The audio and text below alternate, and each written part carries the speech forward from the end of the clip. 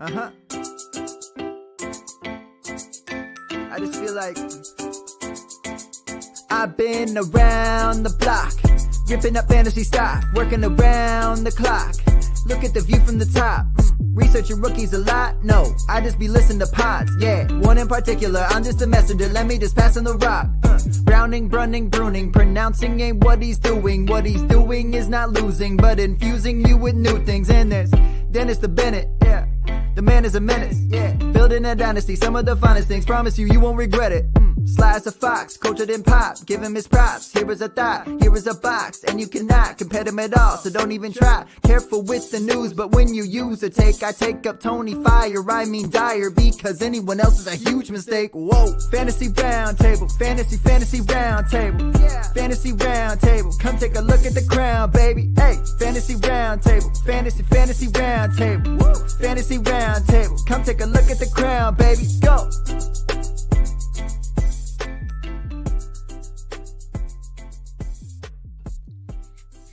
What is going on, everybody? It is Monday. We have made it through most of week 5. We've got one game tonight, and of course, one game tomorrow as well.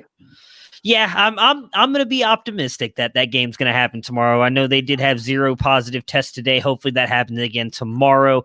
We'll be able to get through week 5 and move on to week 6. Matt, how you doing on this beautiful Monday?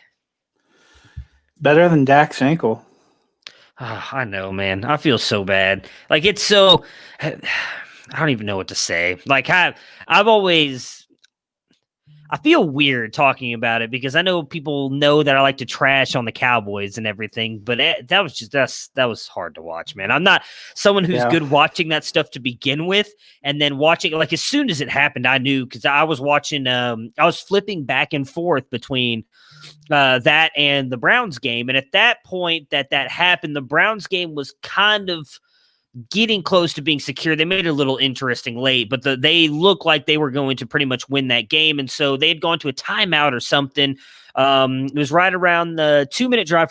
D'Ernest Johnson had just made the big run to kind of, in my opinion, I thought the Browns had kind of sealed it on that run. They'd got the big 3rd down run, went to the 2-minute warning. They were already in field goal range. So I was like, all right, as long as they don't turn the ball over, they're going to beat the Colts. So I kind of flipped over to the Cowboys games. I have a lot of Darius Slayton and Zeke in some games, and a lot of my teams. I was like, all right, let's see what happens. And then I watched that happen. I was just like, oh my God, man, like, you don't wish that on anybody. I don't wish that on Lamar Jackson, and I hate the Ratbirds. Like, you don't wish that on anybody, and then everything else going on with Dak and his contract and all that stuff. Like, we'll talk more about it, but yeah, that was rough. I was so bummed out that even though my Lakers were in the basically championship game, and there was a Sunday night football game and all kinds of prestige TV on Sunday night, Lindsay was like, hey, our show came back, 90 Day Fiancé the other way. And I'm like, I need this right now. Yeah. I need this. Yeah, it was a rough day for Cowboys fans and Dak owners alike. We will obviously get to that game here in a minute. Let's start with another game that, I shouldn't say ended a career, ended someone's job at least yesterday. Panthers win 23-16 for Carolina. Teddy Bridgewater, 20 points. Mike Davis, 29. Robbie Anderson, 19. And DJ Moore, 19. Do you think that Mike Davis has done enough to secure a role coming back, with CMC possibly coming back? I did see a report that he is testing out his ankle this week, so he can get pulled off IR before the game. I don't know off the top of my head who they play, but if he does come back, do you think Mike Davis has secured himself a role moving forward? Well, I tell you, he's testing his ankle so that he can come back because he's been watching Mike Davis while he's been gone. Mike Davis has been really good. Their offense has looked really good. We saw last week, Mike Davis put in a pretty great work, and then Reggie Bonifant get some time. I think you could be seeing something like that. Carolina, you're going to lengthen out Christian McCaffrey's career, and you're going to help him to be available. And when somebody's coming off a major ankle injury, if the Giants last year had anybody that had been able to step up, I think they would have liked to split for Barkley when he first came back too, because, then you can get your star easing back into it. You don't risk re-injury. because those kind of things can happen. So I do think Davis is going to still have some kind of role. Is he going to be a primetime starter every week? No. That's probably, he probably becomes a lower end flex. You'd have to see for a couple of weeks. I'd actually be the most nervous the week that McCaffrey comes back. I don't know how good I'd feel about playing either of them right away, because you have to see what the split's going to be like and what is the offense going to be like. We talked about last week. Carolina has looked a little bit better the last 3 weeks. I'm not saying McCaffrey's not a good player, but it looks like they kind of found a rhythm and they figured out a little bit of how they're playing together. And so, they got their passing game going, which hadn't really been alive those first couple of games when McCaffrey's in there. I'm curious to see what happens when he comes back and adds into the mix. Maybe him being gone for a little bit was what they needed to kind of get going, get the new pieces acclimated, get to know the system a little bit. Yeah, I'm going to be – I think the first game back, I would still probably feel safe playing Mike Davis, because I don't know if they fully throw CMC out there to – I don't want to say to the Wolves. He's healthy if he's out there. They're not going to – with the way Mike Davis has been playing and the way that team has been playing, like you just mentioned, they're not going to push CMC out there if he's only 95%. I do think they'll wait till he's 100%. Because Mike Davis has stepped up that well. I do want to apologize. If you hear my son coughing in the background, or if I start coughing, we're getting over some stuff over here. So I'm trying my best to keep myself muted. What I'm more interested to see when CMC comes back is if this offense looks the same. We've kind of talked about it the past couple of weeks. They seem to spread the ball around more. It's funny, I posted a tweet about this yesterday. If you've been listening to us throughout the offseason, I was telling you I was really excited about this Panthers offense. Now, I thought it was going to be DJ Moore and Curtis Samuel. Robbie Anderson has surprised the hell out of me. I did not expect this at all out of him. But this offense has looked really good. I'll be intrigued to see if it still looks this good when CMC comes back, or if it is more of just CMC and Robbie Anderson. I do think DJ Moore had a good game yesterday, but he's been kind of lackluster, I think, to be fair, throughout most of the season. But yeah, I think at least with the first week he comes back, Davis will still be a good player. And then moving forward, I'm with you. I'd be hesitant to expect CMC to go back to being that for sure 1-1 at RB until we see if they do give the split, because in the past, if this was Ron Rivera and that coaching staff, I would say Mike Davis is nothing once CMC comes back, but it is a different group, and they may not want to put all that workload on CMC after him being injured. So that will be something interesting to watch. For Atlanta's side, Matt Ryan, 6 points, Gurley, 25, Calvin Ridley, 21, and Hayden Hurst, just 2 points, as we saw Julio Jones sat out in this one. Is Gurley becoming a reliable play for you? He's been majorly involved this past 2 weeks and scoring a lot of touchdowns, which I think is really saving his fantasy relevance. Yeah, it really seems like their pass offense has cooled off. Yesterday, the great Oz was a trendy pickup, especially with Julio Jones sitting out, and he gave you, I think, 1.9 points. Russell Gage has kind of disappeared. Hurst really hasn't gotten involved. It was basically Ridley yesterday and Gurley was actually the one that picked up the slack on Monday night when they were trying to make it close and trying to stay up with Green Bay. He's looked pretty good. And it is right about the time maybe it's just took him a few games to acclimate into the system and to get going and for them to figure out how to use him as a weapon, because Atlanta didn't have a lot in terms of a running game last year, and they haven't had a lot, the past couple of years. But I think he looks like he's run with some power. He's had some nice moves in the times that I've seen him out there. So I think it's a good sign moving forward. Atlanta probably also is looking at the fact that their defense isn't incredible, which is why I found it moderately ironic that they fired Dan Quinn and promoted the defensive coordinator to be the interim head coach. It's like the blind leading the handy capable. But for Atlanta, chewing up the clock, slowing the game down is probably going to help everything. And their pass offense doesn't really look in sync and doesn't look very good right now. Their blocking doesn't look very good right now. So I think Gurley helps a multitude of things for them.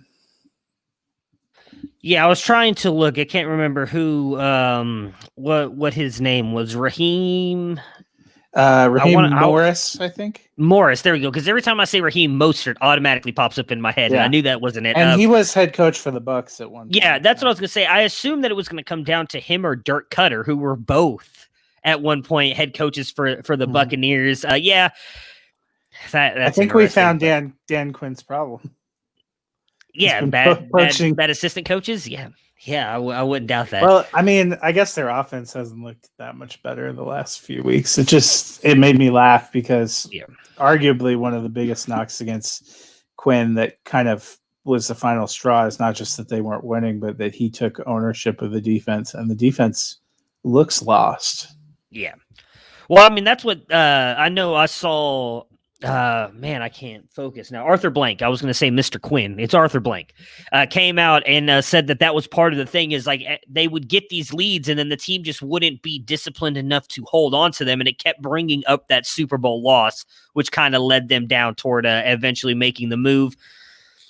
For me, Gurley, I think for where you likely drafted him, he is reliable, especially if he's going to keep getting these touchdowns. You know, that's what they talked about when they brought him on this team, was that they wanted him to be kind of that goal line back. So as long as he keeps getting you those touchdowns, he's going to be fantasy viable for you. And at this point in the season that we're in, where you don't know what game could possibly get postponed for another week, you know, who's going to get an unscheduled bye like we saw the Patriots and Broncos now get this past week, injuries and everything, I think Gurley's one of those guys where it's weird to say he's kind of been reliable. And so as your RB2, I'm cool with it. I think for me, I'm more interested to see what this offense and what this just team in general is going to look like now moving forward. Is this going to become a team where, you know, I feel weird saying this because Dan Quinn was obviously a defensive-minded head coach as well, but you know, is Raheem going to come in and be more of a, hey, we're going to run the ball, we're going to establish the run and play good defense, or is it going to be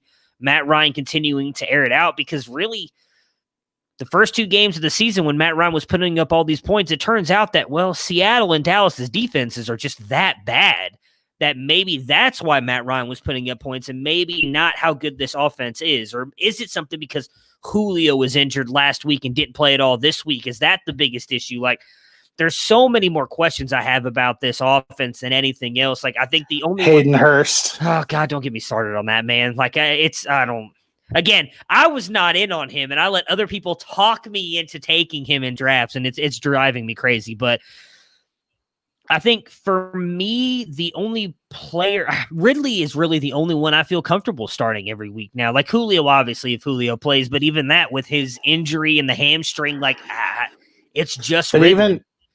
even Ridley, man, you know, week 4. Yeah, last week. What should have been a prime matchup, 0. And it's like they weren't even looking his way. It just, there's something dysfunctional. And I'm not willing to say that firing Dan Quinn was the solution to all that. But Gurley has seemed to have a safe floor. I think if you're expecting like 2017, 2018 Todd Gurley, that's not probably coming back. But he has looked to have a pretty safe and decent floor.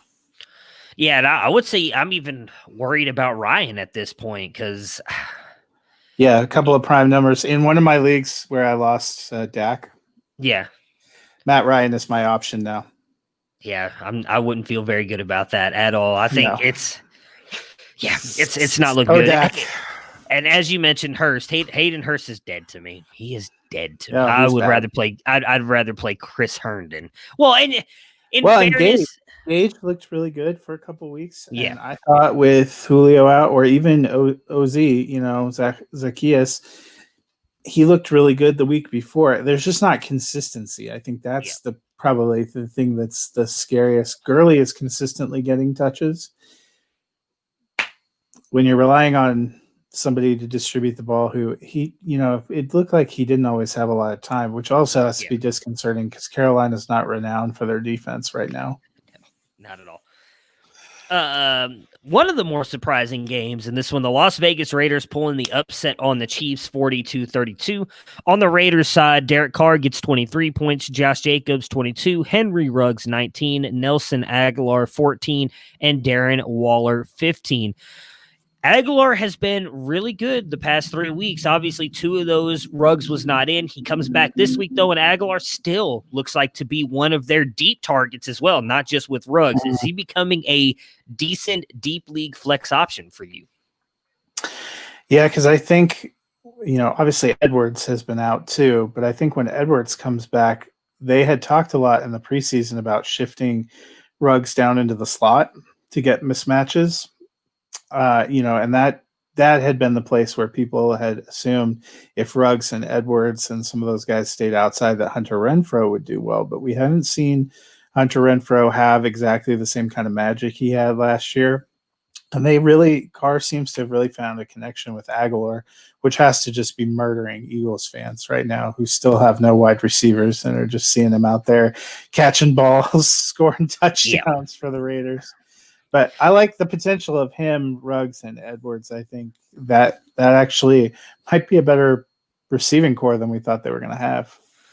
Yeah, I think with Aguilar, it's just one of those things where he just needed a new place. I think he just struggled so much with Philly. We've seen that before where these guys move on because he's only been in the league. I think this is his third year, maybe fourth off the top of my head. I can't remember exactly. It's fifth year. Oh, is it fifth year? He had a 4-year rookie contract. I didn't even think he'd been with the Eagles that long. Wow, I really thought he'd only been in the league for a couple of years, but maybe it's just one of those things that he needed to go to a new team to kind of produce. I mean, I've talked about I've been using him in a couple of my deep leagues lately because I've had to based on certain injuries and everything. So I think obviously, we say deep league flex option depending on the amount of roster spots and everything and the players that you're starting. I do think that he is a good option every single week.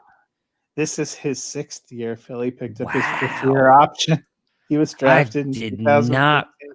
I did not realize he had been in the league that long. Wow. Yeah, and he actually, in 17 and 18, he got 60 balls against almost 100 targets in both seasons. So, he might be a little maligned for what he was. And obviously that was kind of their big free agent receiver signing this year. So there was something about it that John Gruden saw that he liked, and he does seem to be a decent fit when we have those two rookies. So they looked pretty good yesterday. Yeah, they did. They really did. On Kansas City side here, Mahomes 29 points, CEH 11, Travis Kelce 18. I'm sorry, Tyreek Hill 18, and Travis Kelce 24. Is it time to lower expectations on CEH? He seems to be producing more as a middle RB2. Yeah, and I kind of feel better probably having him in the running back 15 to 20 range right now, because I think we got pulled in a little bit because of Kansas City being a high volume offense. We saw weeks last year or at times where Damian Williams had some pretty big numbers, but overall their running backs, outside of Kareem Hunt, haven't really had those incredible weeks. And, the opening game, which Houston has shown throughout the rest of the season, they've been very generous on defense at times. It looked like, oh man, he's just going to kill it in here. But he's really come back to earth the last 4 games, and I think he's kind of settling into where it's going to be. They are a big passing offense, and they're going to spread around. Sometimes you get Watkins, sometimes you get Hardman. They seem to be consistently feeding Hill and Kelce. And we talked about, a little bit of the goal line inefficiency week 1. When they had a goal line rushing play yesterday, they did an end around to Tyreek Hill. They're not a conventional offense where they're just going to line up in a power eye. That's never really been Andy Reid's thing. So there will be games where he gets you 30 points, but there's probably going to be a lot more games where he gets you 10 to 15 points. Yeah, and I mean, again, that was my contention all along, and I think both of you and Dennis were all 3 of us were on that train. None of us were sitting there, talking about CEH being a RB1 this year. I know a lot of people really in on that, especially in redraft season, and we talked about it, but that was the thing. I kept bringing up, as you just mentioned, not only is this a heavy passing offense, it's a very explosive offense, and when you get that huge play to Tyreek or to Travis Kelce or Mecole Hardman, Sammy Watkins, whomever, that completely takes an entire drive away from CEH being able to do anything. Everybody liked to talk about Kareem Hunt, but as I've talked about, when Kareem Hunt did what he did, Patrick Mahomes was not the starting quarterback. It was Alex Smith, where they did not take the shots down the field like they do with Patrick Mahomes. So CEH is still very good, and I agree with you. He's going to get you those 30-point games. He's going to get you more. He's going to finish as an RB1 probably close to half the time on the season, maybe a little less. It's not like he's only going to get you RB1 numbers 2 or 3 times a year. He has the ability because of the offense that he plays in, but I'm with you. I think more often than not, he's probably going to be right between that 13 to 15 range, which is not bad. That's still great value. It's just not when I say this redraft wise, he was not worth a first round pick, in my opinion. That's kind of where we were all, and I know you and Dennis being agreed with drafted that. as a top 5 running back. I just don't think you're going to get that.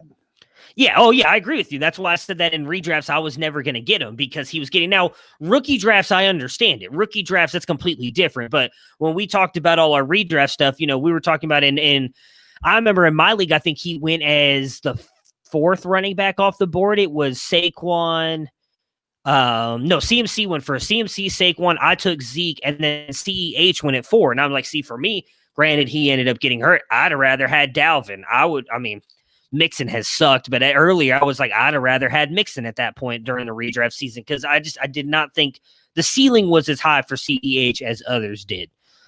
On the next game, the Cardinals win 30-10 against the Jets. On Arizona's side, Kyler Murray 26 points, Chase Edmonds 20, Kenyon Drake 13, and DeAndre Hopkins 25. What are your thoughts on the RB situation here? Drake is getting a lot more snaps and is out there more consistently, but Edmonds seems to be producing more.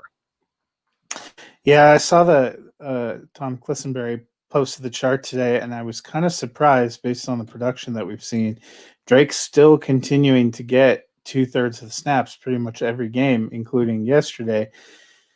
He's had really favorable matchups the last 2 weeks. 1 week he put up 3.5 points. Yesterday he did a little bit better, got a touchdown. I think he's probably a touchdown dependent flex. Chase Edmonds probably is the same right now with the splits that they're doing.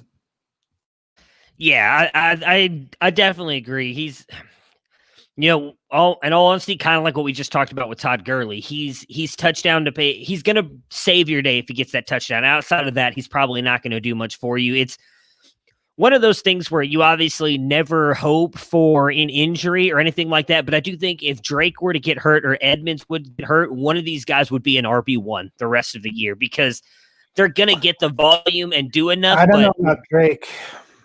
Man, it just seems like he is getting the volume right now, which is the real disappointment. I would be curious if they flipped volume, if Edmonds would be a better play. Because right now, that was what surprised me about the chart. Even though Edmonds is seemingly making a lot more of his opportunities, he's not getting a rise in snaps even yesterday. I'm not sure if Edmonds gone that Drake's an RB1. But I would be curious to see what Edmonds could do. Interesting. I still like Drake. I think he could. I feel I haven't looked at that chart, so you'd be the one to tell me. I just feel like from watching the games, and again, I'm flipping through multiple games, so I'm not watching the whole thing. To me, it seems like Edmonds is getting more of the passing work than Drake is. Is that true, or is that just kind of Edmonds, like you just said, is making more of those plays, so it's not as noticeable when Drake does it? I think he's getting more of the targets and stuff. Mm-hmm. But I was looking at was they had posted the snaps. I'm going to see if I can find the snap chart. To me, it's still the strangest franchise tag in the world because when they franchise tagged him, it seemed like that was an indication that, hey, we really want this guy. We think he's going to be a big part of what we want to do, but we're just not seeing, and you're right. They aren't targeting him. It seems like they are using Edmonds there, but that's a big part of it. Would his targets go up? I don't know. Yeah, I think that's kind of where my thing is with Drake is last year. That's what we saw him really thrive on, though. Like I remember in the Browns game, he got 2 rushing touchdowns, but I think the other 2 were both receiving touchdowns last year. Like he did a lot of work in the receiving game. That's kind of always been his thing, even in Miami. He's not a great runner. He's just not, but he is really good in the receiving game. So, and I think Edmonds is getting that work. Snaps. Cardinals weekly snaps. Kenyon Drake, 58 week 1, 50 week 2, 44 week 3, 37 week 4, 50 yesterday. Edmonds, 28 week 1, 27 week 2, 21 week 3, 21 week 4, and 34 yesterday. Gotcha. So it's like a 2/3, 1/3 split. It's just seeming like maybe it's because they're targeting Edmonds more. Maybe it's just because he's been more productive. That's the part that's a little hard to tell. Yeah, and like I said, it doesn't also help that Arizona's offensive line is as bad as it is, and that's kind of where I think, again, the targeting thing may come in. But I mean, you're right. You could be 100% right on if Drake were the one that get hurt, Edmonds would come in, because we've seen Edmonds do that. He was the guy that we all picked up last year when David Johnson got hurt, and he had the 2 good games, and then they brought Drake. But it wasn't the game that he first came in. Everyone started him; it was a dud, and then you take him out, and he goes out there and balls out. Yeah. So it's for me, it's just one of those backfields that it sucks because of the way that they're using both of them. Almost like I don't want to compare this because both of them were producing, but it's almost like the having Chubb and Hunt in Cleveland. You were saying, man, if it was just Chubb, he'd be so much better if it was just Hunt. Both of them, though, were producing, luckily for Cleveland, or the people who own them, for the Cleveland Browns. On the Jets side here, we talked about last week, Sam Darnold missed due to the shoulder injury. Flacco plays, gets 13 points. Le'Veon Bell comes back, he gets 7, and James Crowder 25 points. What are your thoughts on Bell here? He looked good at times, 13 carries for 69 yards, but not a ton of volume or opportunity in this one. Yeah, it looked like he was having a good day running, putting up a decent yards per carry. Doesn't get a ton of carries. He by far had the most snaps. Their offense just isn't very good, I guess. I mean, he and Crowder are probably still the best skill position plays. But I think that hope of him being an RB2 to me feels more like RB3. Yeah, I was kind of off him to begin the year, as we talked about. For me, it's Crowder. Crowder's the only guy that he's looked amazing in this offense. I'm honestly kind of pleasantly surprised. I was not expecting him to look this good, but he's looked amazing. I'm hoping he doesn't get hurt anytime soon because, I think he's been awesome. Let's see here.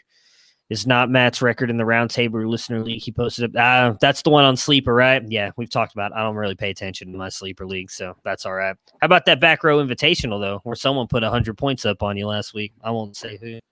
Yeah, for Bell, we'll see what happens. I don't. I'm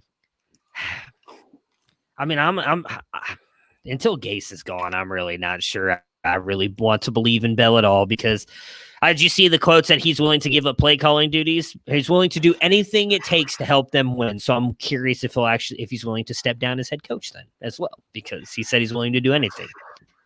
Yeah, I don't see exactly how that helps because it seems like the one thing that it seems that you hear from Woody Johnson is he's just such an offensive genius. So how does him giving up play calling help? I'm not sure. I don't know either. I'm still surprised that 2 coaches were fired before him. So next up, the battle. that's his Super Bowl right there. Yeah, exactly. The battle in Philly, the Steelers win 38-29. Carson Wentz 17 points. Miles Sanders 23. Is it Trey or Troy Fulgham? I can't remember now. I want to say it's Troy Fulgham. I think it's Travis. Travis Golly, I would have probably Mr. Fulgham. I'll look up his first name here in a minute. 31 points and Zach Ertz 1 point. It's the time to start fading Ertz. He has been he's not been producing. Travis Fulgham. He has not been producing so far. Only 2 out of 5 weeks with double-digit points. What are you doing with Zach Ertz? Because at this point, I don't even know. You might be able to move him on name alone. But I don't even think you can do that. Dennis is coming. Philly's offense looks really bad. And in last year, it seemed like it was Goddard that was kind of eating into his volume. Goddard's been gone. He got hurt early in the second game. Ertz just doesn't look the same.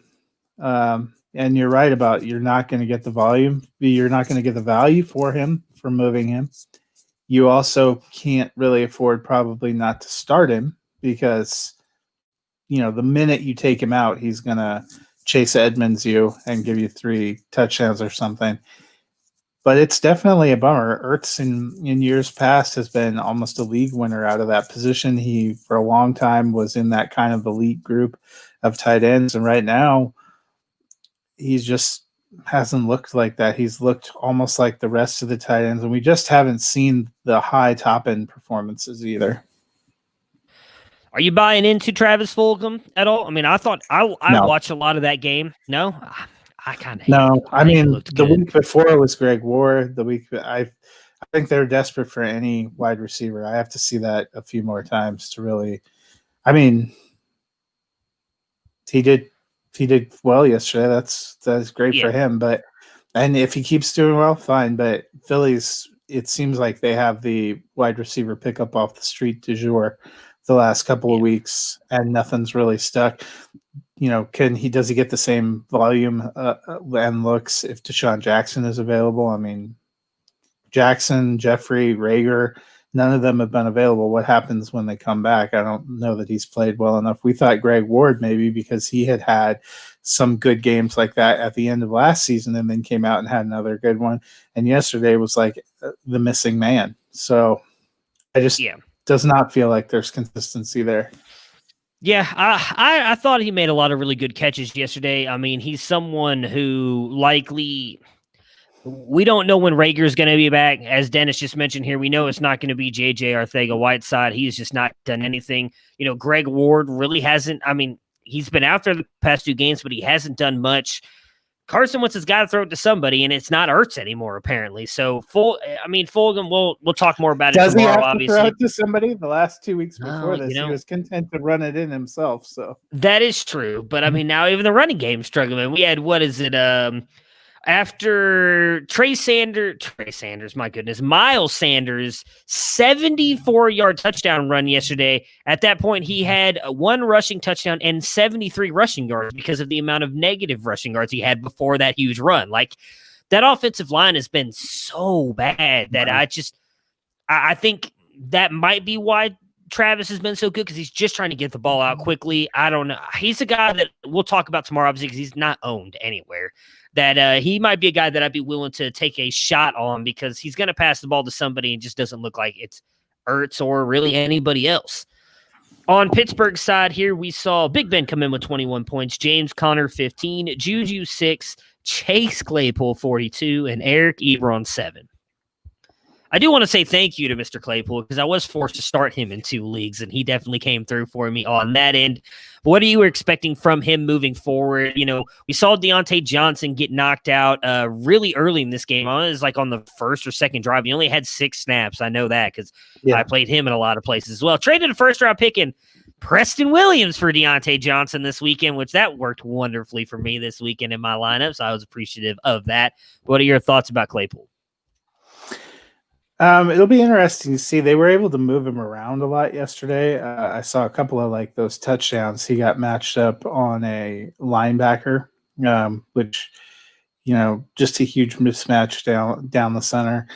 I think even Claypool said at the end of yesterday's game, he doubts he's going to do that in a bunch of weeks because now they'll actually be looking for him, which is probably true, spreading the ball around. But we've seen him be a guy they like to take shots with.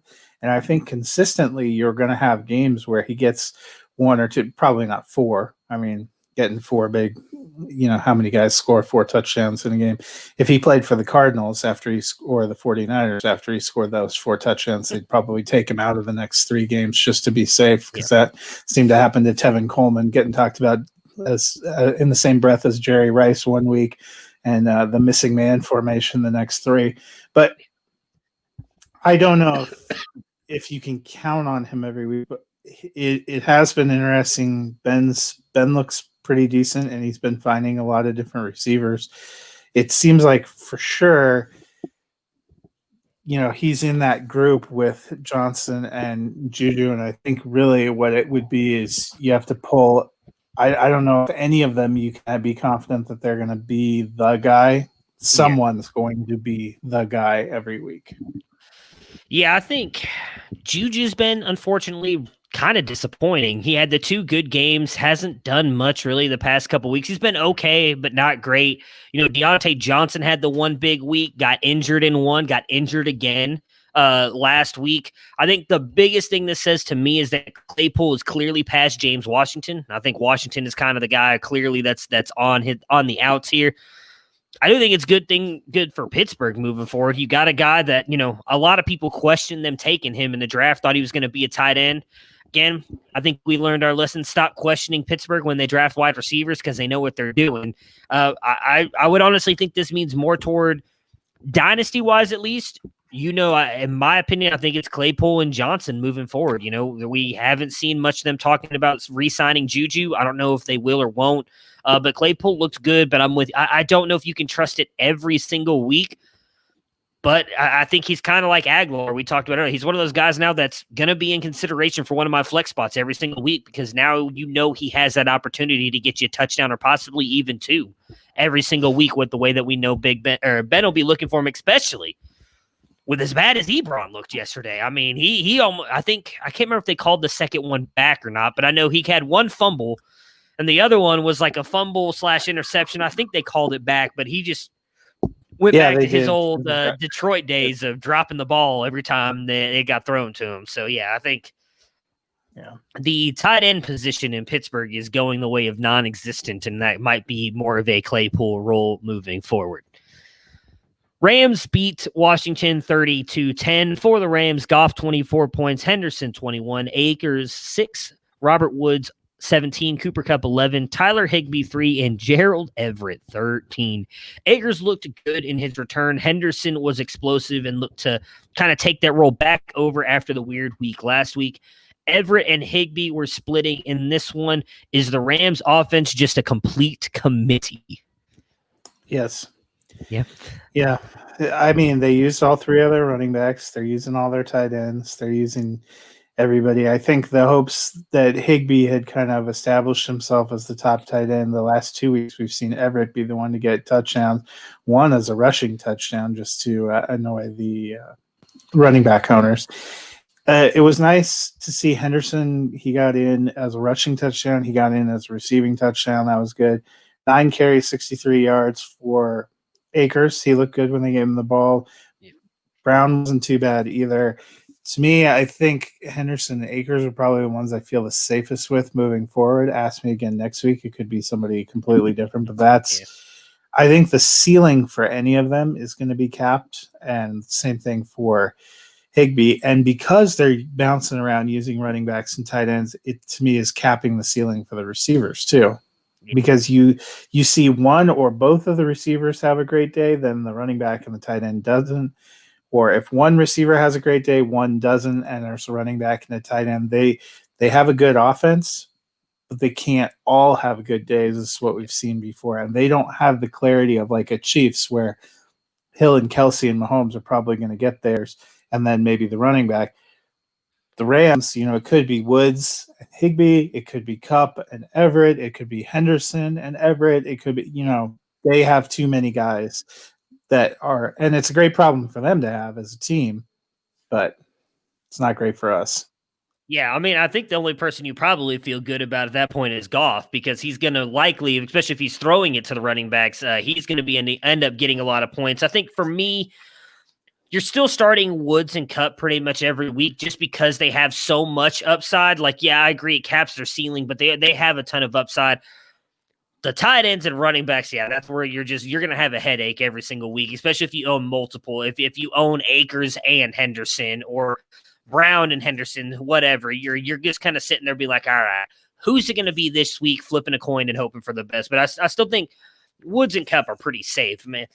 It does suck because it does seem like Woods, which we kind of talked about a lot in the offseason, how he never seems to get the respect, has seemed to have been outproducing Kupp for the most part this year again.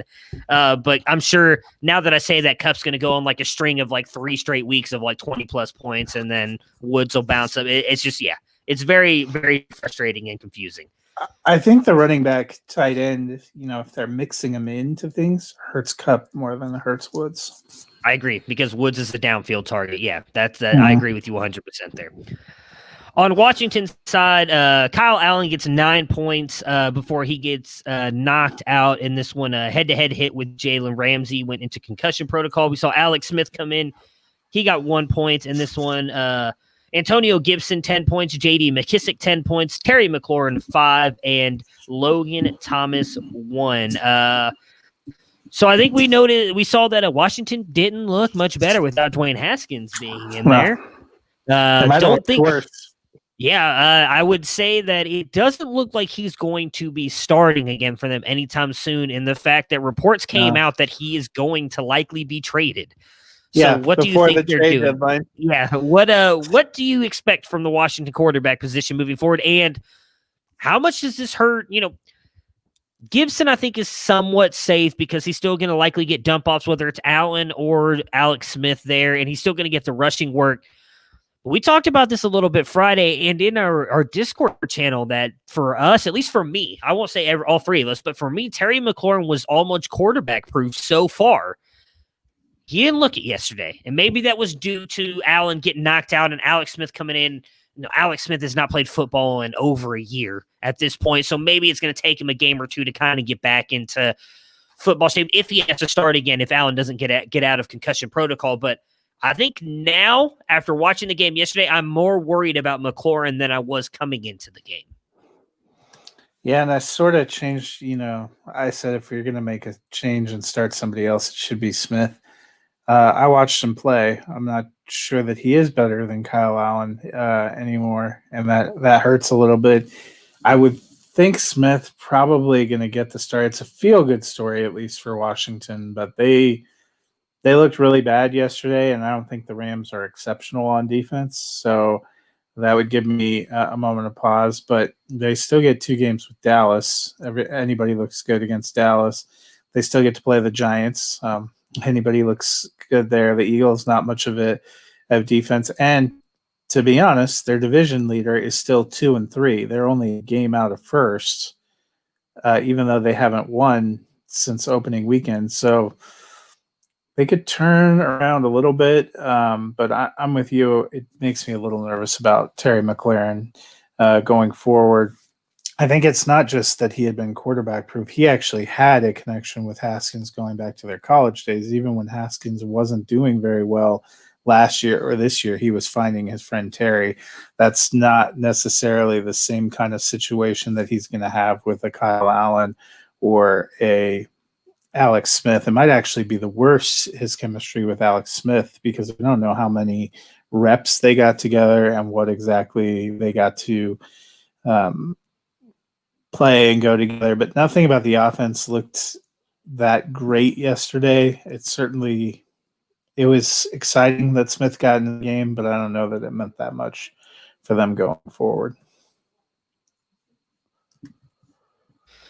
All right, next up, we've got the Bengals and the Ravens. Ravens won this one 27-3. Joe Burrow just 4 points, Mixon 15, T. Higgins 10, and Tyler Boyd 8. Should the Bengals just move on from A.J. Green? Got a hamstring injury in this one. Haven't heard the severity on it yet. At least I haven't. Is it time to just kind of move on? I also don't know if you saw they caught footage on the sideline of Green appearing to have a heated discussion with the coach where he appeared to say at one point, "Just trade me."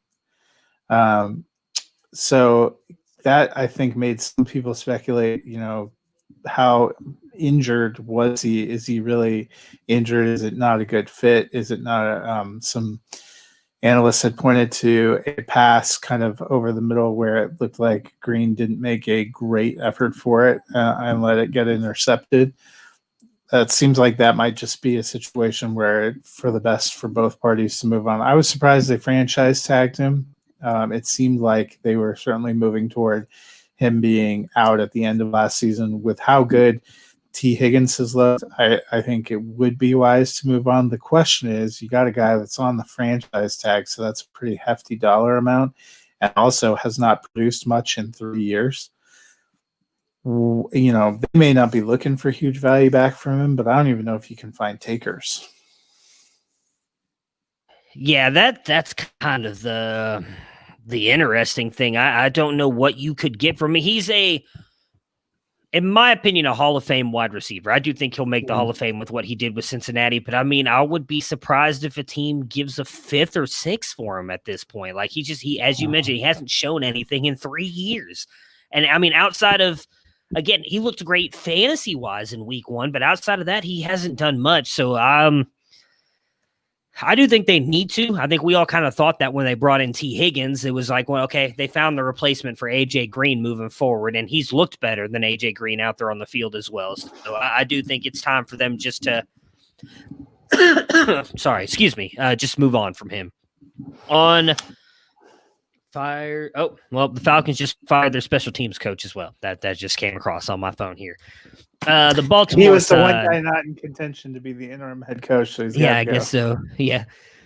On Baltimore's side here, Lamar 13 points, Mark Ingram 5, J.K. Dobbins 8, Marquise Hollywood Brown 19, and Mark Andrews 17. Pretty typical day for Baltimore defense, winning the game here. Them trying to do a lot on the run. Are you worried at all about this Baltimore offense? Because I was having a chat about this earlier today, and I'm a little worried about Lamar. I think you're still starting Lamar. You're still starting Andrews. Brown is a decent piece. It's what we talked about before. It was nice that Ingram got 11 carries, which feels like it was his season high, but he still only got 57 yards and no touchdowns. I don't feel comfortable starting any of the running backs. So they look good. They had a solid win. I think they're going to be a playoff contender. I don't think they're going to be as explosive or fantasy rich as last year. And, I don't think what we saw yesterday changed much of how you're approaching it. Andrews is in your lineup. Jackson's in your lineup because he has upside. Brown has some upside as kind of a flex receiver, wide receiver 3 probably. And running backs, there's unfortunately a lot of people that are going to be having to start 1 or 2 or all 3 of those guys because of injuries, unexpected buys, and everything else. But it doesn't look great. Yeah, for me, and I said this in there, and I know a lot of people, I say this and people think I'm immediately hating on Lamar Jackson, but what I've brought up, I've watched a little bit of their games the past couple weeks, and I'm going to point out that for me, I don't think their run game looks as great. Lamar aside, Lamar's still dynamic when he's running the ball, but their run game aside, if you actually look at it based on the breakdown from last year to this year, there's not much of a difference from the amount of times they're running the ball and their actual yards per carry. It's pretty much matched up, but to me, it doesn't look as explosive as it did last year. I also do not think Lamar is throwing the ball typically very well. And something that I was having a discussion with a Ravens fan in one of my fantasy groups, we were talking about this, and he brought up, is like, well, he definitely looked better last year than he has so far this year. And I wonder if and it's something I brought up last year and I got heavily criticized for it, was that maybe because when they started off the season, they played a lot of really bad teams. They played a lot of really bad teams. And Lamar still, in my opinion, struggles to throw the ball accurately. He can. There was a throw against the Browns. I talked about it in that chat. He threw a ball to Marquise Hollywood Brown that was on a frozen rope. That elite quarterbacks make those throws, but he doesn't do it consistently enough. And we've seen it now the past couple of weeks. He has not put up that much fantasy points. This is kind of why the 3 of us have talked about you never draft a quarterback early. Those people who took Lamar Jackson in the second round now of their drafts are struggling because he is not putting up those 30-point games that he has in last year.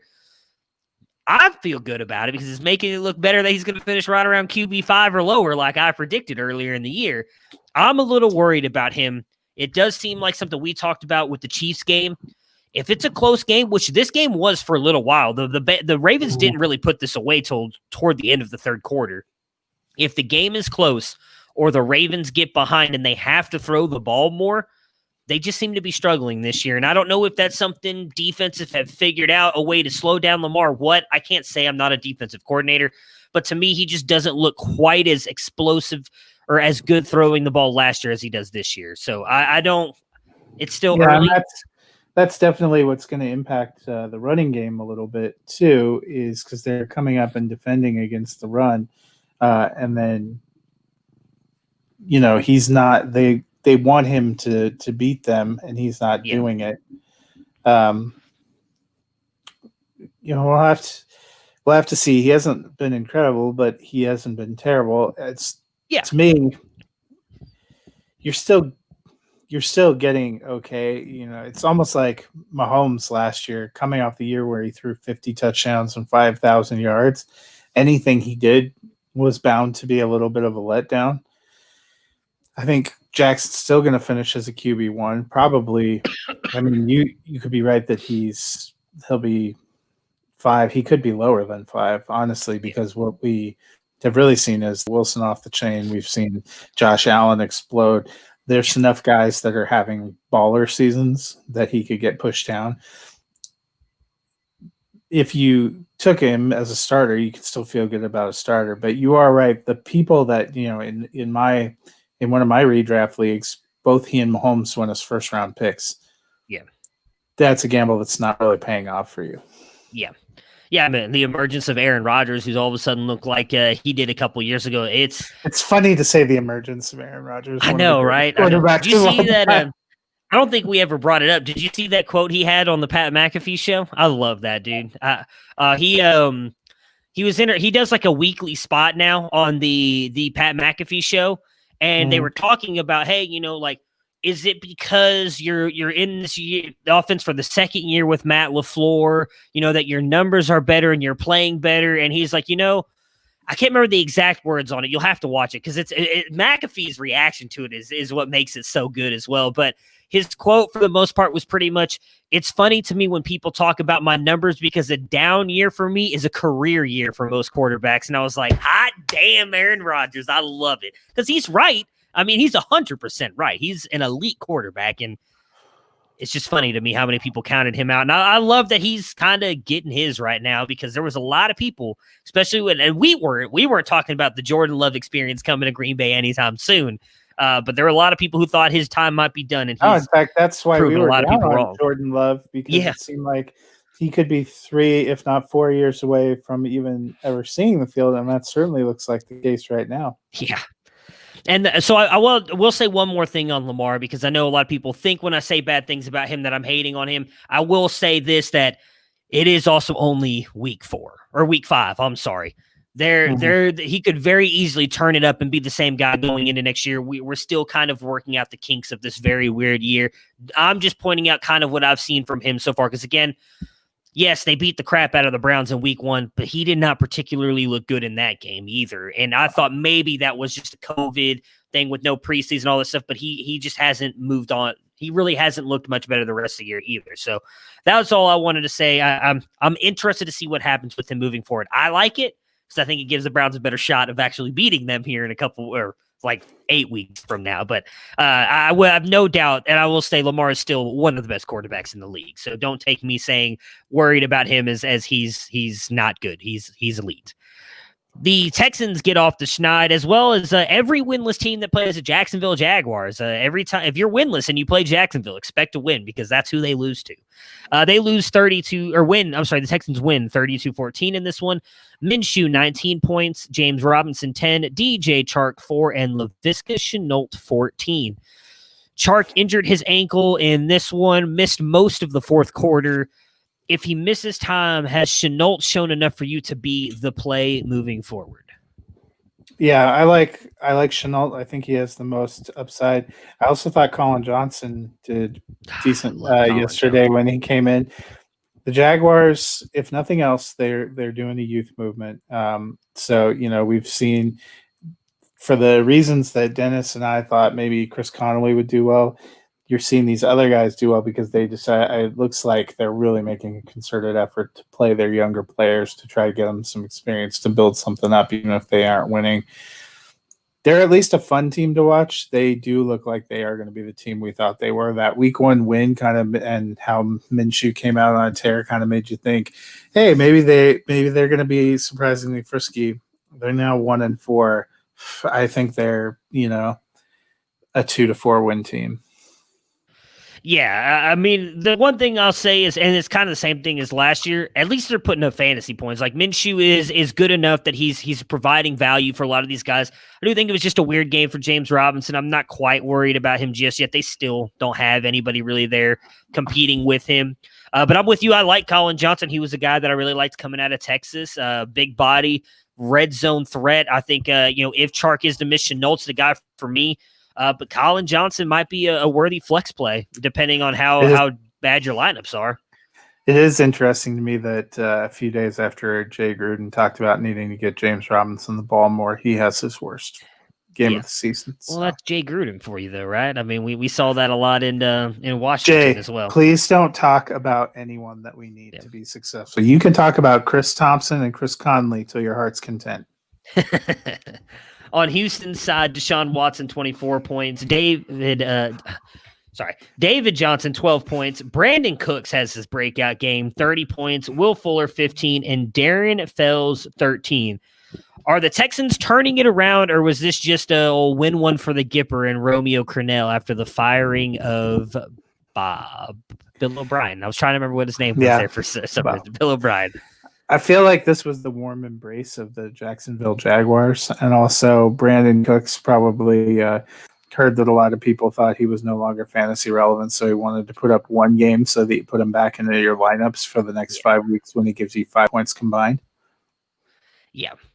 Hey, I'll give it to him, man. He was fired up, though. Every catch, he was jumping up, throwing up the arrows, everything. He was he was into it. O'Brien wasn't calling the plays for them at all while he was there, because he had made we have to, I guess, watch and see if Adam Gase gets fired tomorrow after he talked about giving up play calling, because that was Bill O'Brien. I'm going to take play calling back. Nope. No, you're not. Yeah. You're out of the building. So it's not even like, oh, we have a new play caller, and Romeo Crennel is a defensive guy. Yeah. That might explain why their defense maybe got a kick in the pants that they needed, but I think it's the matchup. I need to see the Texans offense light it up. But they did play a brutal schedule. Yeah. But they should have been able to put up something against the Vikings. And when they didn't, that was sort of a red flag. It's good to see you doing well against a team that's been generous. The Jaguars game is the one game this year Phillip Rivers looked like a starting quarterback too. So, I mean, it's good that you took advantage there. I'm glad Brandon Cooks got involved. Cobb wasn't too bad either. Maybe they're kind of figuring it out, but I need to see it against a real defense. Yeah, I'm with you, and I hope they do.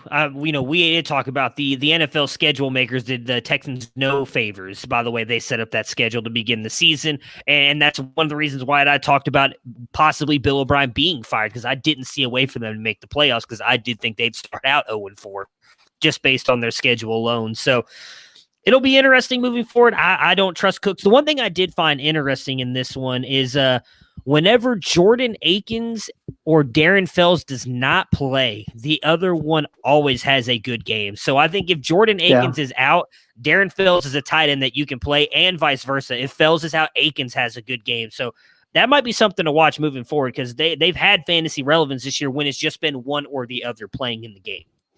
Yeah. Next up, the Dolphins, probably the most surprising game out of the weekend, in my opinion. Dolphins just destroying the 49ers, 43-17. Fitzpatrick, 27 points, Myles Gaskin, 20, Preston Williams, 20, Devontae Parker, 13, and Mike Gesicki, 14 points.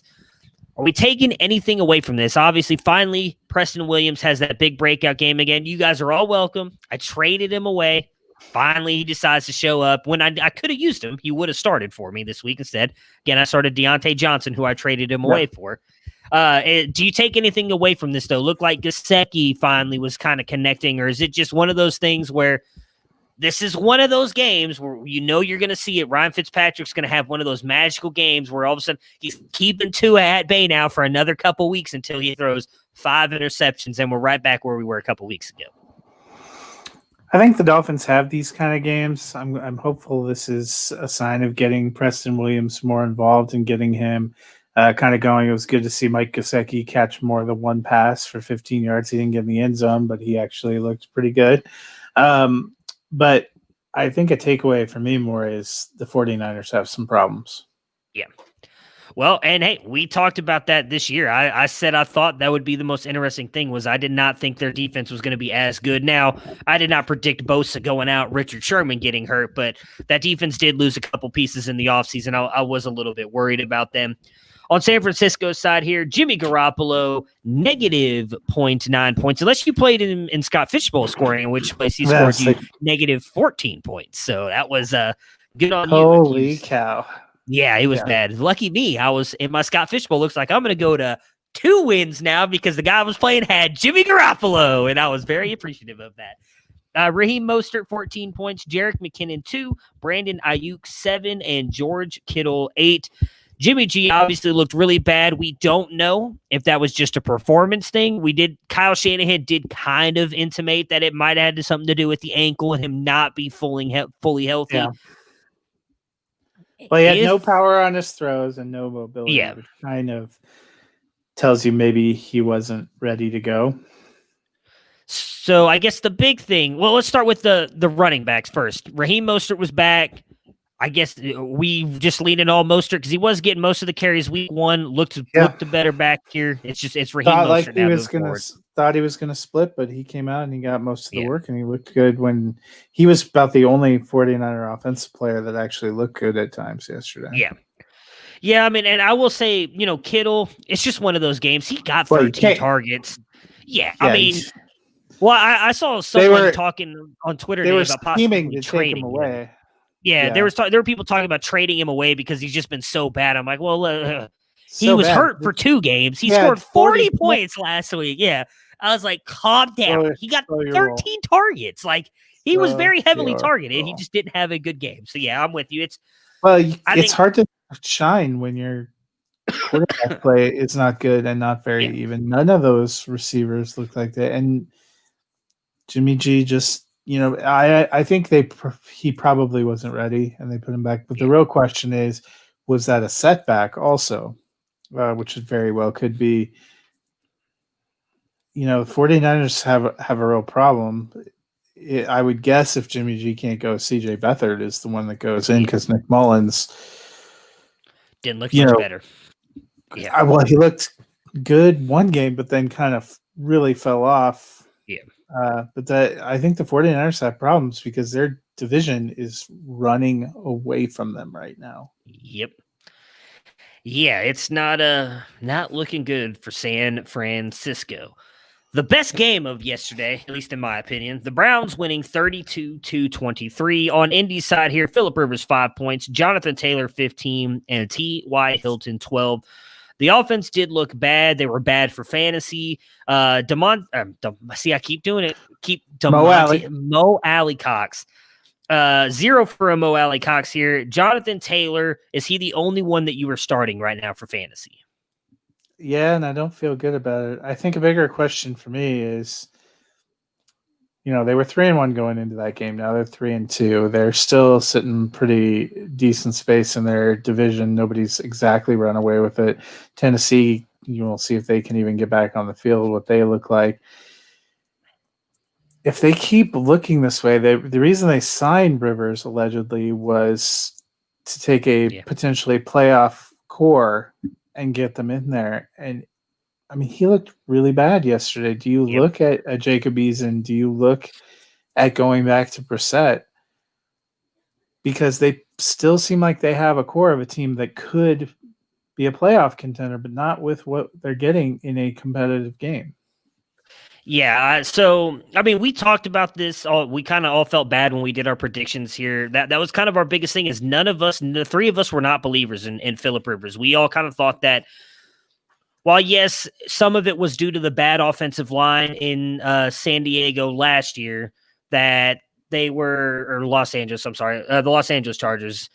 Was some of the problem for Phillip Rivers last year, but he also just played bad, and he was horrible. I mean, the pick 6 that he threw yesterday, like, I saw that coming, and I'm like, dude, like, how do you make that throw? But I do think some of that had to do with Myles Garrett yesterday. Myles Garrett was all over him. He was destroying that offensive line. They did have their left tackle out yesterday in that one. I'm honestly worried about Jonathan Taylor too. Again, I watched that whole game. The way that they were mixing in Nyheim Hines was just outstanding to me because Taylor was gashing the Browns at times. The Browns have had a really good run defense, and Taylor was still getting a lot of really good plays. And then they would bring Nyheim Hines in there, and he'd get like 2 yards. And then they'd run him again for another 2 yards. I'm like, Jonathan Taylor just ripped us for 8. And now you're putting Nyheim Hines in. So I don't understand that. I will say I'm not as worried about T.Y. Hilton because Phillip Rivers missed him last week. He had a couple good plays this week. Are you worried at all about him? What are your thoughts on Hilton? I'm not big on Hilton. I think his best kind of plays have been as a super vertical threat, and that just doesn't seem like being able. Good on him. He had a double-digit game. I think that's his first of the season, and they literally have no receivers. I mean, he's competing with Zach Pascal and somebody named Durbin or Doolin or whatever. Ashton Doolin. It could be Ashton Kutcher for all I care. I mean, it's not. They didn't even get their tight ends involved yesterday. They didn't get a lot of passing to backs yesterday. They don't look good as a passing offense. So I will say on the tight end thing, I wouldn't panic too much if you own Mo Alley-Cox. They made that a point to take away the tight end yesterday. That's what Joe Woods talked about. He said he felt that Mo Alley-Cox was kind of Phillip Rivers' go-to guy because, I mean, I don't think he was trying to throw shade, but he was saying he didn't see a lot of Phillip Rivers going deep earlier in the season, so they knew they had to take away Mo Alley-Cox, and that's what they did. They had safeties blanketing him the entire game.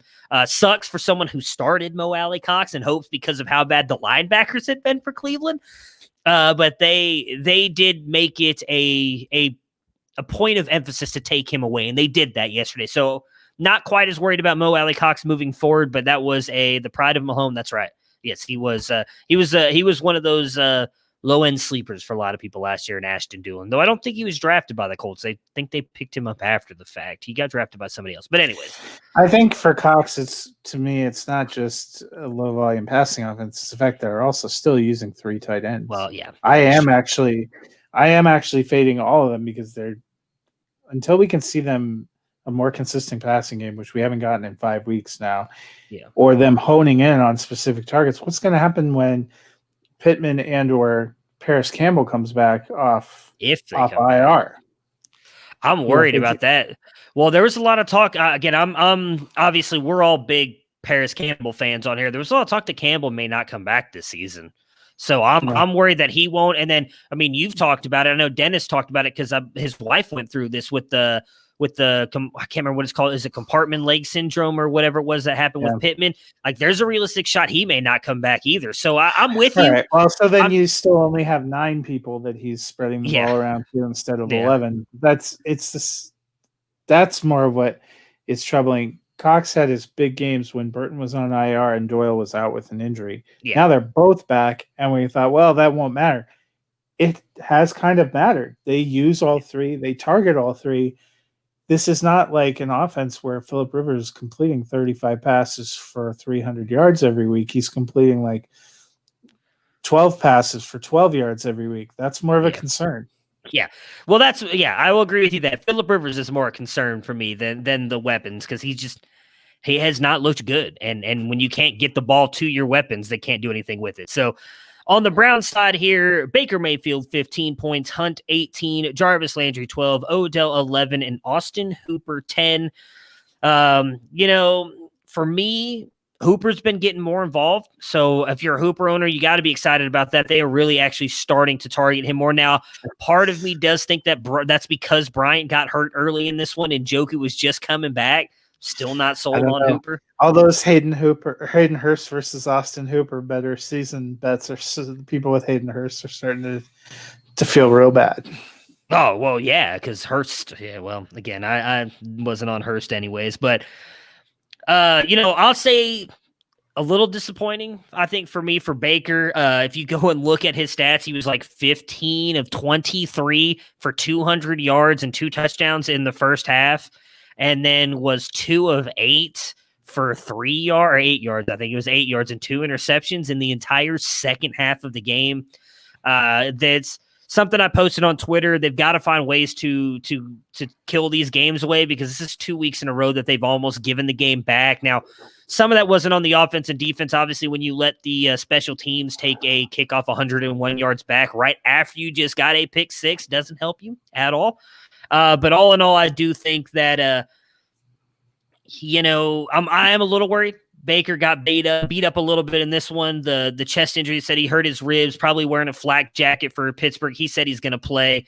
Odell, Landry, both looked good. Hunt looked good. I do think they kind of dispelled the wondering if Dearness Johnson is going to be anything. It was like an 80 to, I think, not.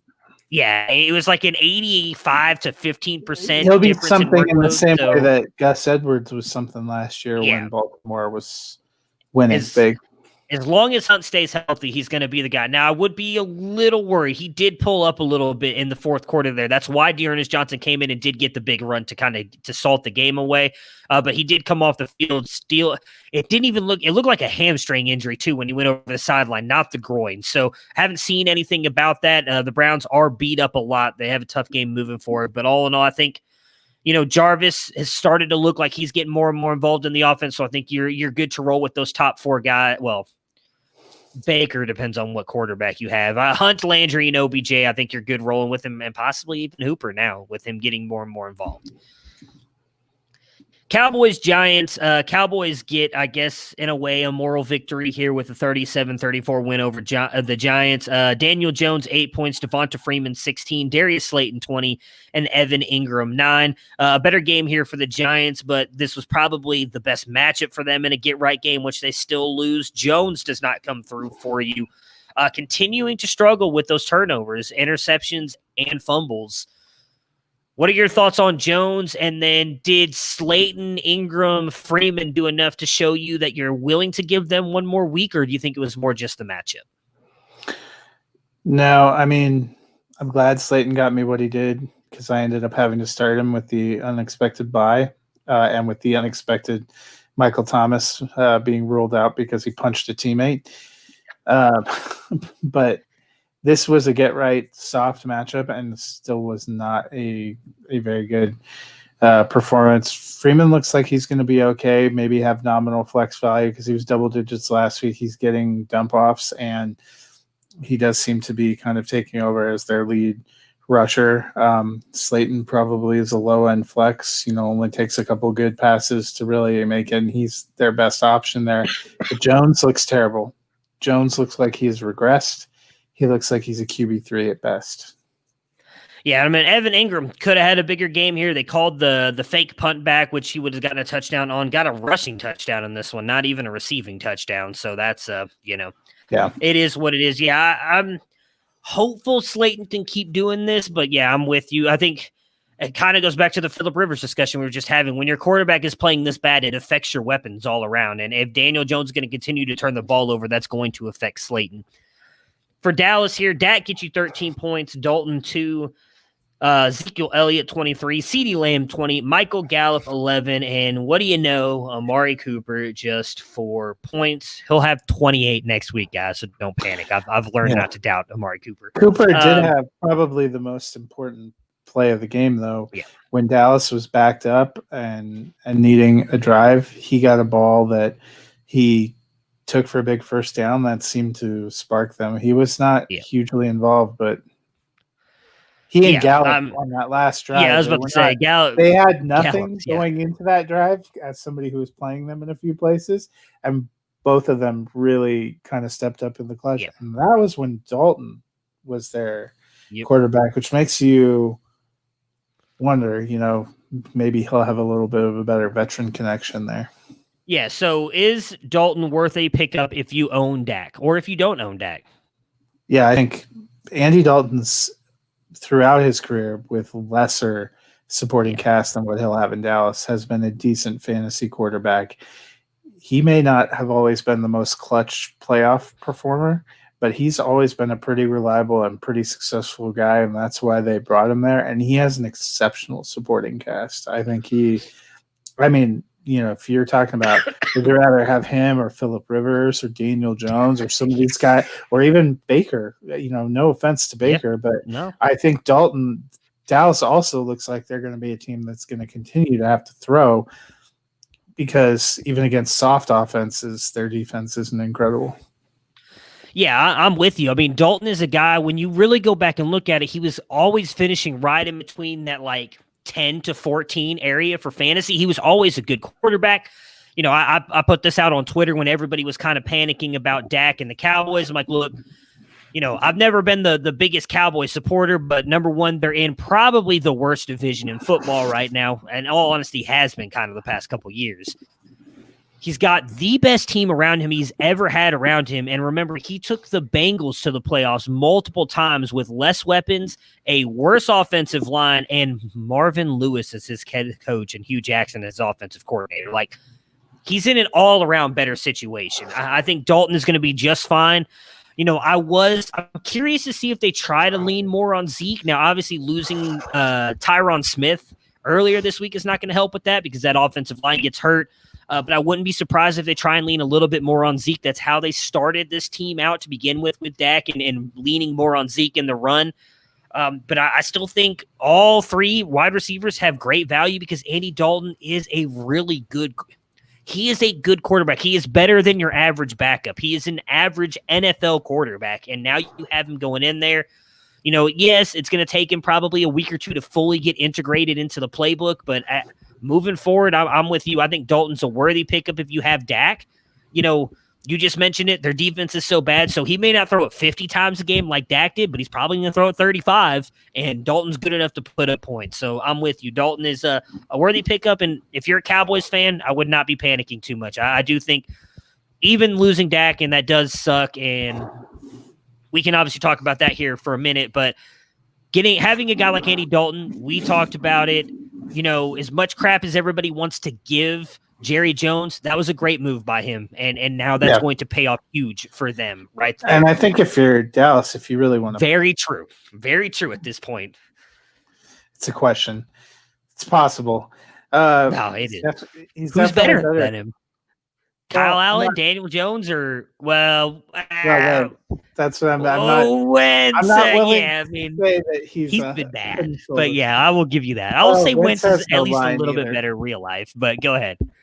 So Dallas, if you were going to panic, to me, it would be about Tyron Smith gone for the year. Their line has been, was once a strength, is now a little bit of a question, and that defense, man, you at some point in time, if you can't stop anybody, you can't win games. Yeah. We make jokes about them being 2-3 and in first place, but you know, they're going to have to actually be able to make some stops. Yeah. So on Dak, obviously it sucks. We talked about it a little bit earlier. You know, I guess the question is, we've seen Jerry Jones and Stephen Jones kind of come out and intimate that he's going to be back with the team next year. They said that they feel he'll be back in the starting position. I'm honestly not that worried about it if I'm a dynasty owner of Dak. You're going to put him on IR. I mean, you know, we saw Alex Smith play this weekend. You know, we've seen Teddy Bridgewater has had a really good year so far. Both those guys, you know, this is not an overstatement, literally could have lost their legs when their injuries happened. They've both come back and done this. Now, there's a horrific injury that happened to Dak, but it's not something that's anywhere near career ending. It's not anything that should stunt him at all. He's going to be fine, in my opinion. I mean, he showed enough. The biggest thing is going to be, if it's not with Dallas, it's going to be with someone's going to give Dak a shot. So I think if you own him in Dynasty, there's no reason to panic. Unfortunately, it sucks because you're losing the number 1 or 2 quarterback right now. I think maybe Wilson's probably got more points than him. But you're losing out on one of the top quarterbacks in fantasy right now, but you're going to be fine moving forward. Yeah, dude, it could be more than a 1-year injury, though. You think so? I mean, you're saying it's no way career threatening. I saw some people who have medical background who said that is something that you would have to watch, that it, you know, that it could be a problem. We saw that even with a young, strong player like Tua when he broke his hip. I think part of the reason we don't see him out there right now is that he's still working on his way back. I think there is a possibility Dak's not back in 100% for 2021. Interesting. Okay. Yeah. I mean, I was I want to say it's Dr. Chow, I think is his name. He does a lot of stuff on Sirius XM radio, and he was talking about the fact that he didn't think it was going to be like it's a serious injury, but in the fact that he doesn't think it's going to threaten Dak at all moving forward. It's something that can be rehabbed and good moving forward. Hopefully not, but I still think it's a little early too. I read a lot of people with the fact that they took him to the hospital and performed surgery right away. When those kind of injuries, they typically like to wait and see the swelling go down. Tells you that they were worried about nerve damage. Those kind of things, I mean, the foot was turned the wrong way. So. Yeah, I mean, it was a compound fracture and dislocation of the ankle. It's, Dak is somebody too who we've noted has been a guy that part of the reason he's been super elite too is what he gives you in the running game. Or yesterday, his touchdown was not a passing touchdown. He went and caught the old Philly special. What does it do to his mobility a little bit long term? I mean, there are still some questions. I have him in tons of dynasty leagues. I'm not dumping him. And I think if Dallas doesn't give him a big contract, they're going to be shamed out of football. And if they don't, somebody will. From that standpoint, I don't worry. But it could be a little bit to be back to what we've been accustomed to seeing.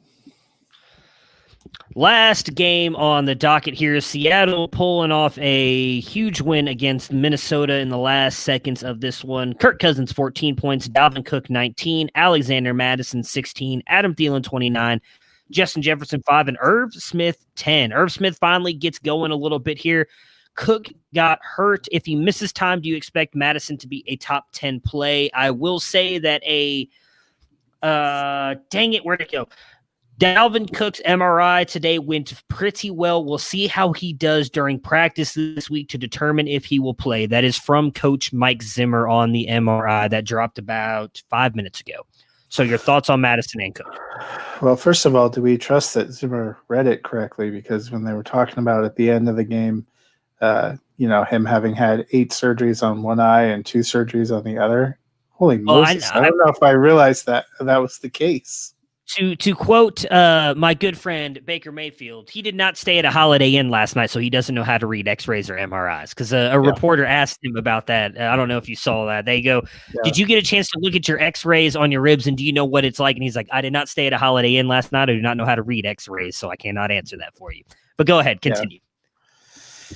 Yeah, poor Zimmer. I know he's going to get second guessed too for going for it on 4th down. I actually kind of liked the call going for it on 4th down. If you convert that short run, and they had been running all over Dallas with 2 running backs, you convert that or Seattle, you convert that short run, that game is over. Unfortunately, it doesn't work out for him. But Madison looked really good.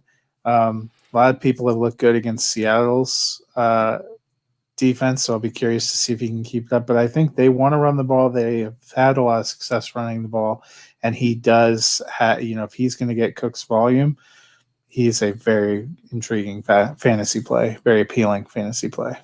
Yeah, I mean, Madison, we've seen it last year, and was it even 2 years ago when Cook's missed time? Madison can step up and be the guy. We know with Mike Zimmer there, he likes to micromanage his offensive coordinators and only allows them to throw the ball a certain amount of times anyways. Any running back in that system is going to be good. I'm with you. If Cook is going to be out, and I would think he would based on I only saw the highlights. I did not watch a lot of that game last night, but I was watching it today when I got home, and he looked hurt. So I would imagine Zimmer's probably being positive. I would think Cook misses at least a week, or if he plays this week, I do think he'll be somewhat limited. So I think Madison still could be a good play moving forward. Irv Smith, I need to see it one more week before I buy into him, but it was good to see him out there and actually getting plays. We've kind of been waiting for that. Worried at all about Justin Jefferson, or is this just one of those things where we saw last year with Adam Thielen and Stephon Diggs, one has that really big game a couple weeks, and then it goes to the other guy, and then it kind of switches back and forth? Yeah, I'm not necessarily worried, but, I don't think I was expecting Jefferson to be a high-end wide receiver 2 every week. We think Thielen's probably a wide receiver 1. Jefferson in that 2 to 3 range. He had about the same kind of game as Lockett. Yeah. Speaking of Lockett, on Seattle's side, Wilson 24, Carson 19, DK Metcalf 27, and Tyler Lockett 8. I'm sorry, Will Dissly 8 as well with Lockett. For the Seahawks, are you really only starting the core 4 here in Wilson, Carson, Lockett, and Metcalf? Yep. I think Olsen could have a good game. Dissly caught a touchdown last night, could have a good game. We've seen David Moore pop up. Those are really desperation options. I think it's those core 4. And as we've seen in a couple of these games, you might only get 3 or 4 of them having a big game in any given week. DK Metcalf's a stud, man. He is a stud. I love that. Hear what Wilson said? He wants to be the next Joe Montana and thinks DK will be his Jerry Rice. I wouldn't doubt it. I mean, look, I love that kid coming out of college. I kept him at, I think I moved him to 2. I'm trying to remember who I moved over him, or did I keep him at 1? Because I did keep him at 1 because everybody else was all in on N'Keal Harry, which kind of leads to some of my N'Keal Harry hate. This was before you really started joining us on the podcast, but me and Dennis that year had a lot of guests come on and everybody was about N'Keal Harry, and I would get ridiculed. Rightly so for the Hakeem Butler talk, because I did have Hakeem Butler in my top 5, but I loved DK Metcalf, and I still liked A.J. Brown, even despite the landing spot in the Titans, and both those guys have worked out. I think your ability matters, and it doesn't matter that DK Metcalf can't run every single route in the route tree. Not every wide receiver can. DK Metcalf is a stud. He is a serious stud. I am nothing but happy for that kid, and I hope he stays with Seattle. I think him and Russell Wilson are the perfect pairing. All right, Dennis could not be with us today, but he did send us some Thrive fantasy bets for the game tonight, which I think is going to be really good between the Chargers and the Saints. Start with the Chargers side here really quick. Justin Herbert, 262.5 yards. Are you going over or under? Over. I think I'm going to go over as well, but I think it's going to be close. Yeah, 275 feels about right for me. Yeah.